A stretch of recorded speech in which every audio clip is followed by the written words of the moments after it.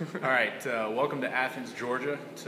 For those of you who don't normally watch videos emanating out of Athens, Georgia, I'm Seth Emerson with the Macon Telegraph and the Columbus Ledger-Inquirer, and this is Patrick Obley from the state newspaper in Columbia, South Carolina. He covers the South Carolina Gamecocks. I cover the Georgia Bulldogs. He's in Athens, and besides chowing down at Weaver D's and hoping to get a Michael Stipe sighting, Pat thought it might be a good idea to do a video with me. It's all about food. Here we are. Me. Hopefully I can get to those places. You want to get to Weaver D's? There's some concerns about the business there, but best chicken in the REM album. What was it? Something for the People. I'm blanking. It was inspired by that, but excellent. I'm not actually that much taller than you. I think you're actually standing a little bit. There we go. Pat and I, full disclosure, used to work together at the state and got along well enough that you decided to leave and abandon our 3 times a week. But you got Darren Horn in place of me, so I'm sure that was a good time. I just had a cold shiver on the spine. You had to say that name. Okay, Pat, let's talk about this game. South Carolina, Georgia, big enough that you're sent down here. From South Carolina's angle, I mean, how big a game are we talking? Well, obviously, the talk all week, last couple of weeks, quite frankly, as these two teams climbed in the polls, was this had the potential to be quite possibly the biggest game in the history of Williams-Brice Stadium. I think it's playing out that way now. Yeah. And I think when you listen to the folks in Columbia talk about this game, they see what Georgia's done. They saw that they went to Missouri and wore them out a little bit towards the end of that game. They saw how they did it, and they see a team, I think, that in many ways is very similar to the team that they have in South Carolina. You know, a strong defensive front, very decent running game, and a nice mix of experience and upcoming talent. So, from Georgia's perspective, I think this is a huge game. They've had some big games before. The last time they were on this big a stage in the regular season, not talking about SEC championship games and such, was a game that became notorious, the blackout game. Right. Alabama came in here in 2008, I want to say, 2008 or 2009, and Georgia got all revved up, had the blackout, and Alabama ran them out of the stadium. So maybe for Georgia's perspective, it's better to have this game away from home. But I think this is a big game for Georgia, and so many guys around this program.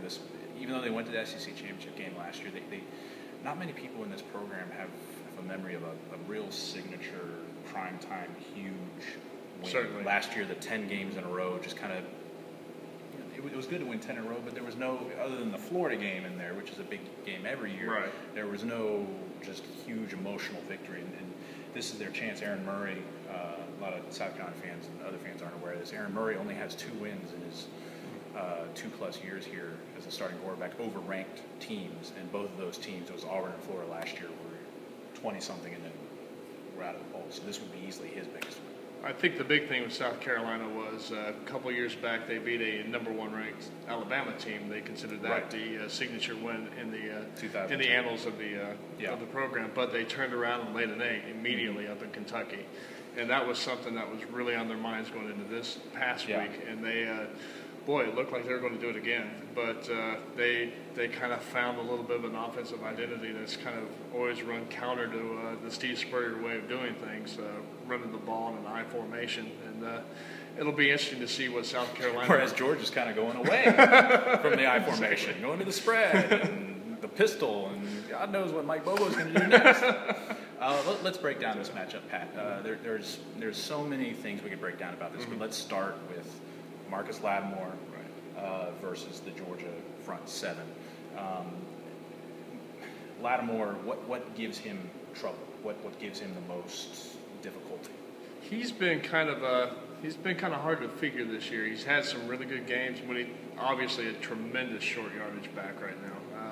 He just got that knee brace off prior to, I believe the UAB game was the first game he had without the knee brace. He's starting to get back that old, kind of those old cuts that he used to be able to do. Some of the little quickness is starting to come back. It's still not all the way there. Not 100% quite yet. You can tell he's got a lot more confidence in it now. I mean, he's definitely starting to lay into it a little bit more. But when it comes to that group there for South Carolina, it comes down to that offensive line, how they're going to get that push.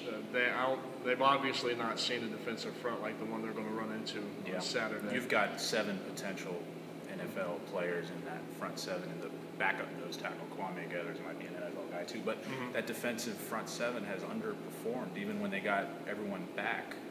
Ogletree, the inside linebacker, was back, and he led the team in tackles against Tennessee. All of a sudden, Neal, the running back for Tennessee, became a viable SEC running back before our eyes. That may be a game where Georgia worked out some kinks, but Georgia hasn't had a lights-out game on defense except for Vanderbilt. So it'll be interesting to see how that materializes there. Flip it. Georgia needs, obviously, to stop Jadeveon Clowney and Devin Taylor, which it couldn't do at the most key times last year. But they also need to do what they've been doing in terms of using the pass to set up the run, and Gurley and Marshall getting free and everything. It's interesting. Georgia's defense, South Carolina's defense. Talk about how they've gotten to this point. Well, what you're going to see on Saturday is something really fascinating that Lorenzo Ward does. First of all, it's a different kind of philosophy the new defensive coordinator for Lorenzo Ward is a much more aggressive defensive coordinator than Ellis Johnson was. You'll see a lot more activity from him. He's got some unique things he likes to do. They have something called the rabbit defense, where they actually take out the defensive tackles and they put in 4 defensive ends across the front. And that gives them an added edge when it comes to speed. It helps them get upfield a lot quicker. They're obviously exploiting certain matchups there when they do something like that, but you'll see them do that quite often. They'll bring in 4 defensive ends to face. What Georgia's going to want to do, besides blocking Clowney and Taylor, which is not easy because you can't slide protect to Clowney's side and certainly Taylor to come through. So guys like John Theus, the right tackle, will have to single block Jadeveon Clowney sometimes. But they've got to get Marshall, Gurley in some space a lot of times. Or how about up the middle? I mean, we know Clowney and Taylor on the ends. Melvin Ingram's gone. He was the big stud defensive tackle last year. How about running up the middle? They've got a couple guys that can clog it up on the inside. Byron Jarrett's he's an up-and-coming kind of guy. He's really fun to watch when he's in there.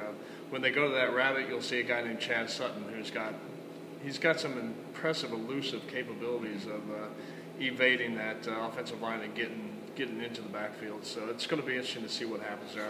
I'll be really fascinated to see that. Georgia airs out, which they've been doing, going 4 wide, 5 wide, just getting. We know that because, especially this week, because of the blocking, Georgia's going to do everything they can to get rid of the ball as quick as they can and get that ball downfield in those deep balls. How about that South Carolina secondary? Having DJ Swearinger back, he was suspended for 1 game for an illegal hit.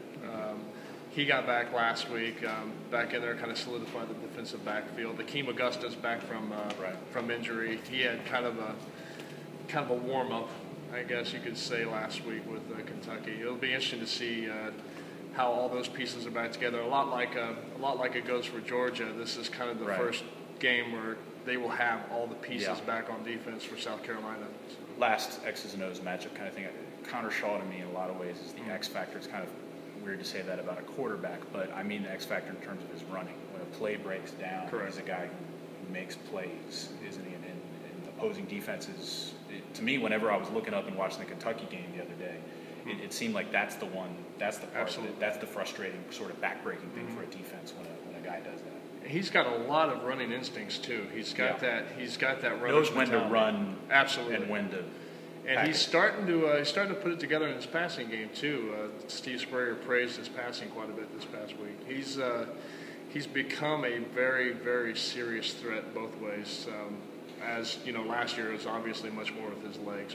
But what's interesting from Georgia's standpoint there is that they faced a running quarterback in James Franklin in week 2 and shut him down. Todd Grantham said afterwards, he made no bones about it, that they were going to not let him win with his legs, maybe beat him with the pass. But the thing with that is that Missouri didn't have a running back like Marcus Lattimore. Correct. So that's where this matchup gets so intriguing, and we'll wrap this up.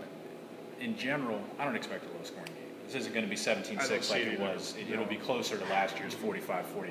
I think so. Pinball, possibly with lesser huge special teams, wacky kind of plays, or maybe not. Well, you know what? You hit on a very interesting point for South Carolina. They've had some struggles in their punting game. If you're looking for any kind of toehold for either team, it could be in the South Carolina punting game when they're out there on the field on fourth down. Well, Georgia's had some issues on special teams too. We'll wrap this up just by I know that it's kind of a wishy-washy thing to say, but I really think this game comes down to who makes the least mistakes. Oh, absolutely. Yeah, they're too evenly matched. They're not exactly alike, but they're so evenly matched that whoever throws the least interceptions, who forces those mistakes, are going to be the difference. That's what you like to see from a number 5 versus number 6 kind of matchup too, and a great environment. It's going to be just about as alive as Williams-Brice has ever been. All right, well, read Pat's stuff all week if you have a subscription in the state newspaper and GoGamecocks.com, and read my stuff on Macon.com and so forth. See you in Columbia. See you there.